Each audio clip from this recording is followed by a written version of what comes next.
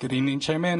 Good evening, honorable members of the committee. My name is Victor Marente. I am resident of Providence, Rhode Island. I grew up in the south side of Providence. I'm a product of the public schools in Providence. I'm a young professional. I paid taxes. I work downtown.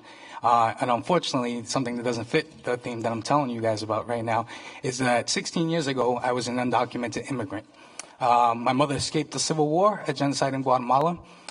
She couldn't even immediately pay for my transportation over here, so she had to wait 2 years before she sent for me. I entered the country illegally as an undocumented immigrant because I was literally starving in Guatemala. Upon entering the country, my mother and I applied for asylum. Unfortunately, we were denied 5 years later, and we had to refile our petition to get legal residency. 16 years later, I finally got granted that legal residency, but I went through some struggles. As a student at PPSD, I couldn't participate in most of the events that my mother couldn't drive me to. I couldn't go to after-school programs. I couldn't go to community meetings. I wasn't involved outside of my neighborhood, outside of my block. I didn't know anyone. I actually didn't get to visit the beaches of Newport until I was 22 years old. And I'm telling you all this as an example of the effects of not having a driver's license. It wasn't that I didn't want to.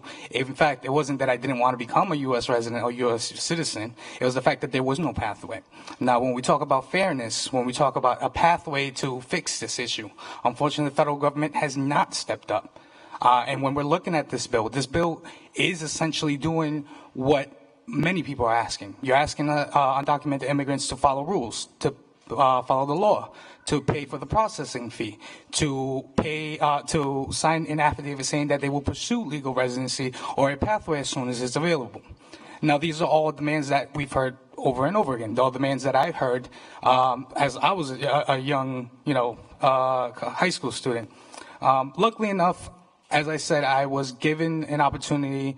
I became a legal permanent resident at age 22. At age 24, I graduated from Rhode Island College with honors and a degree in political science and public administration. As I said, I've done very well for myself. Unfortunately, most people don't have that pathway. Most people don't have that opportunity. This bill, I've read it.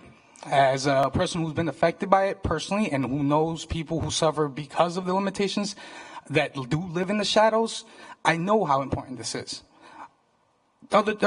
We said 10 states have passed legislation granting something similar to these driving privileges, besides the District of Columbia and Puerto Rico.